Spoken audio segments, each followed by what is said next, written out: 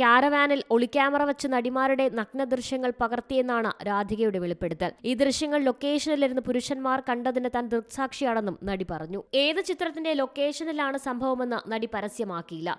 മറ്റ് ഇൻഡസ്ട്രികളിലും ഒരുപാട് പ്രശ്നങ്ങൾ ഉണ്ടെന്നും നടി കൂട്ടിച്ചേർത്തു. എന്നാൽ പ്രത്യേക അന്വേഷണ സംഘത്തെ കാര്യം അറിയിക്കുകയും ചെയ്തു. പവി കെയർടേക്കർ, ഇട്ടിമാണി, രാമലീല, ഗാംനിനോസ് എന്നീ ചിത്രങ്ങളിലാണ് നടി സമീപകാലത്ത് മലയാളത്തിൽ അഭിനയിച്ചത്. ഇതോടെയാണ് സംശയമുന 4 ചിത്രങ്ങളിലേക്ക് നീളുന്നത്.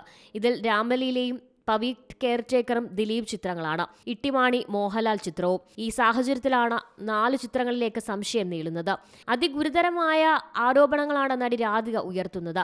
മലബാറിലെ ഒരു മാഫിയ കുടുംബത്തിലെ കഥ പറയുന്ന ചിത്രമാണ് ഗാംനിനോസ്. ഇതിലും അടുത്ത കാലത്ത് രാധിക അഭിനയിച്ചിരുന്നു.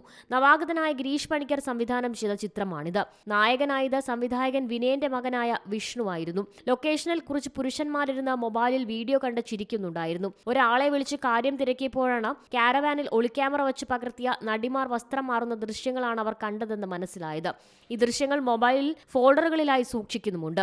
ഭയം കാരണം പിന്നീട് ലൊക്കേഷനിലെ കാരവാൻ താൻ ഉപയോഗിച്ചിട്ടില്ല. ഞാൻ അവിടെ ബഹളം വെച്ചു. ഇനി ഇങ്ങനെ ഉണ്ടായാൽ ചെരിപ്പൂരി അടിക്കുമെന്ന് പറഞ്ഞു. നടിമാരുടെ കഥകൾ മുട്ടുന്നത് ഞാൻ ഒരുപാട് കണ്ടിട്ടുണ്ട്. ഒരുപാട് പെൺകുട്ടികൾ എന്റെ മുറിയിൽ വന്ന് സഹായിക്കണമെന്നും പറഞ്ഞിട്ടുണ്ട്. നാളെ മാറ്റി നിർത്തുമോ എന്ന ഭയന്നാണ് ഉർവശി മലയാള സിനിമയിൽ കാരവൻ വന്നതിന് ശേഷം പ്രശ്നമില്ലെന്ന് പറയുന്നത്. പക്ഷേ ഇക്കാര്യത്തിൽ ഞാൻ ഉർവശിയുടെ അഭിപ്രായത്തിനൊപ്പമല്ലെന്നും രാധിക പറഞ്ഞു.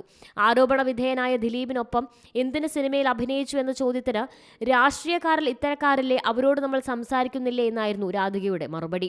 News desk Zee Malayalam news.